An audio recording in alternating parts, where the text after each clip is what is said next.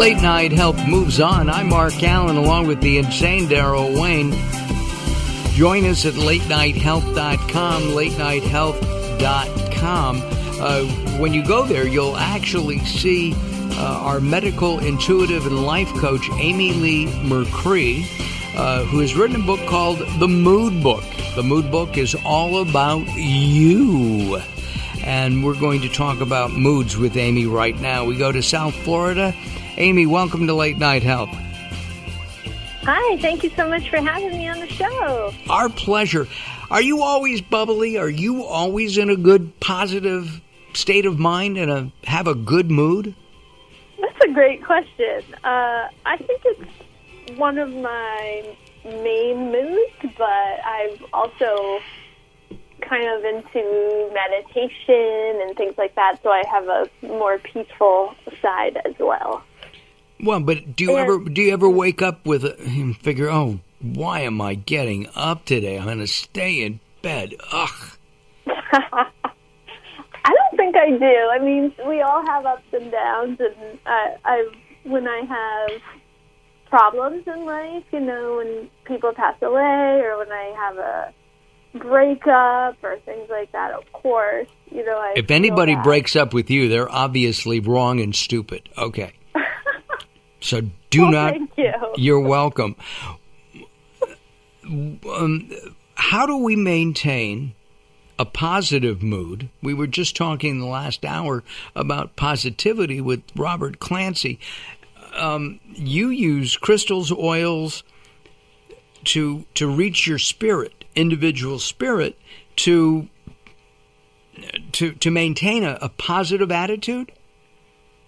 To some degree, I do, and the mood book that we're talking about is kind of like your own literary mood ring, and so you can use it to help you identify how do you feel. We have quizzes in there for that, and then if you are feeling worried, we can turn that worry to peace, for example. And then there are essential oils, crystals, plants, and herbs that you can use to do that. And you can also do a bath ritual. Every one of the moods in the book has a really fun bath ritual. It's kind of some activities and things you put into the bath, and sometimes a beverage you'll drink in the bath to really help shift your mood and let you take the wheel and take conscious action towards maintaining that positive outlook on life. So turning worry to peace, sadness to joy, heartbreak to love. So it's really about small conscious choices on a regular basis to create a positive life. Should we always be positive? I mean, a friend of mine's wife's mom passed away this last weekend. And, you know, I feel badly for the family. And you know, their moods obviously are a little depressed. But I think that's natural. So we shouldn't, or should we always be up? It's such a great question. And I think the answer is subjective. You know, we're wired as human beings to do things and seek states that give us pleasure chemicals, serotonin, dopamine, endorphins, oxytocin, all of those things. So that's why we like to feel good, because of the chemical response we get. And then when those chemicals are depressed or in deficiency, then we don't feel as good. So then a situation like that brings about real feelings that maybe aren't what we would call these upbeat, positive feelings. And no, I don't think we always should feel that way. I think we need to be with our feelings. As a medical intuitive, one of the top things I actually say about emotion is it's always better out than in. One of the main things I see is people who've repressed anger and sadness. So we need to be with it, feel it, and surrender to it, and then let it flow out of us as it is natural and in the correct timing. So the mood book is this great tool to help uplift us when we want to make the conscious choice. But on the other hand, to your point, being with someone and not trying to change things and just listening is sometimes the ultimate thing you can do, including with yourself. First of all, we're looking at your website right now. You've written a lot of stuff. You've got a lot of stuff up there, right? When did you become a medical intuitive, and how did you turn to your mom and dad and say, I know I went to college, and I'm assuming you may have, but I'm a medical intuitive. What do you think? That's a great question. I was always kind of I don't know, my mom used to say I was eccentric when I was a kid, so I was a little bit of a different kind of person, so they knew that, and I have incredibly supportive parents. When I was in college for education, I also, at 18, I read a book by Lynn Andrews called Jaguar Woman. It's a really good book, just a fun book, and they were doing some shamanic journeying in the book, and I kind of went, oh, I already do that. So I was kind of born with some of these propensities, and anybody can learn these things. Some people pick up a guitar at age 3 and know how to play it, and some people take lessons and then they know how to play it. But so I was kind of born that way, and so while I was in college, I also trained with a medicine woman, and so at age 23 is when I started practicing as what I now call a medical intuitive. So my parents knew, and they, were used to me being a little different, so they were pretty cool about it overall. And they only roll their eyes when you're not around.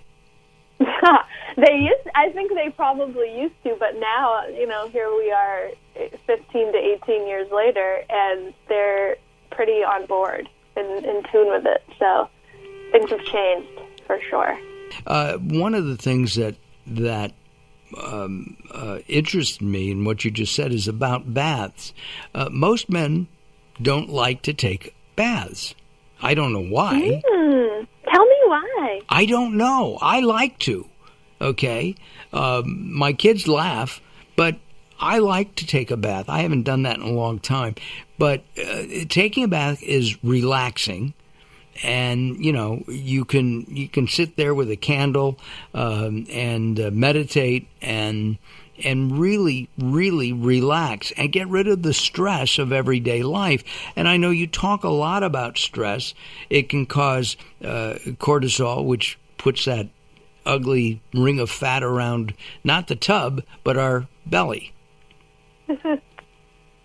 Thank you. Somebody got it. What? So are baths really something that we should all do? I think they're incredible opportunities for self-care if we like them. Now, if you are like, oh, the last thing I want to do is take a bath, then that might not be the self-care ritual for you. I love that you're bringing that up about many men don't like to take baths, and that's a really good point, and I wonder if that's a cultural bias, or if it's, perhaps it takes too long, or it's not as relaxing. Also, if men are taller and the tubs aren't large size, maybe it's also not as comfortable. So those are some Mark doesn't have that problem. I do not have that particular problem. Well, wait, do you like baths? I find that the tubs are too small. Well, you're 6 feet plus, so you don't count. I'm trying to remember if my father ever took a bath. What about you, Amy? Does your dad take baths, do you think? I have never heard of my dad taking a bath in my entire life.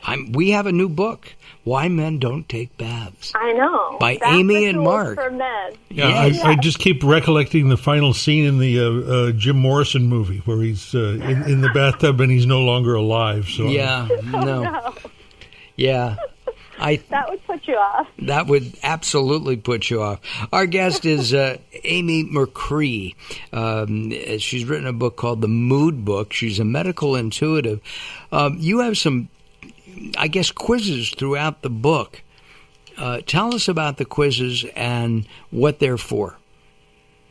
The quizzes are to help you see how much you need to turn this mood around, if that's what you're seeking to do. You're opening the book to find that out. So, for example, we have Turn Fear to Freedom chapter. So the quizzes give you questions that you kind of score out, and it's one of those things where if you have a low score, you have more fear, so you need to use these oils and rituals more. And if you have a high score, maybe you're feeling more into this feeling of freedom. And so we give you customized recommendations for in this case, this is for the essential oils that'll work best for your mood. And so that's for every chapter in the book. Turning lethargy to vitality, turning heartbreak to love, turning sadness to joy, and turning worry to peace. You also mentioned essential oils. So you get those at your local health food store, or buy them online, I suppose, depending on what you need, and you give recommendations in the book. I give recommendations that we always want to use therapeutic grade essential oils if we're using them on our body or taking them orally. So, and it's better even if we're using them in a diffuser or inhaling them. So only specific oils are that high therapeutic grade. Gotcha.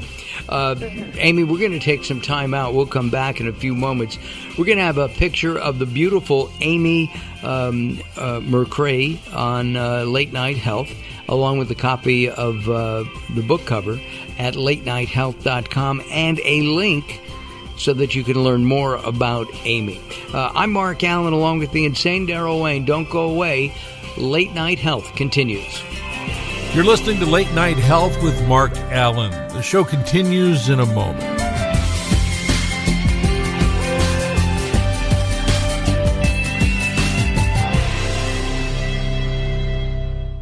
There's a lot of talk all over the internet about the remarkable benefits of Carbon-60, and baby boomers are especially excited about it.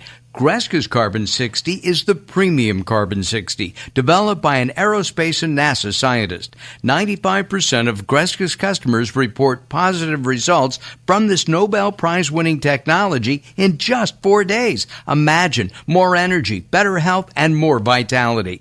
It's very bioavailable to quickly mend toxin-crippled cells. This is a super powerful antioxidant. Bob Greska is so confident that you'll love his Carbon-60, he wants to send you a bottle at 50% off the regular price to see how life-changing this will be for you. Call 720-600-6040. That's 720-600-6040. Visit c-60.com to learn more. Call 720-600-6040 now or visit c-60.com. Recently, I met Jacqueline from Bright here in Los Angeles. She gave me a hearing exam and then showed me how to hear again with the new Signia Pure Series hearing aids, and she can give you your life back too. I hear birds chirping, birds cooing, and even my wife. They easily connect to my smartphone. The Signia hearing aids are amazing, and with the charge and go, I don't have to fiddle with batteries and hear all day long. Not hearing is frustrating for you and your family. I know you don't have a problem, but trust me, call Bright Here now for a free hearing exam, a $125 value, yours free, just for making an appointment now. There are offices throughout the Los Angeles area. Call Bright Here now at 323-424-7100. That's 323-424-7100 for a free hearing exam. There's no obligation. Call now, 323-424-7100, or visit them on the web at brighthere.com.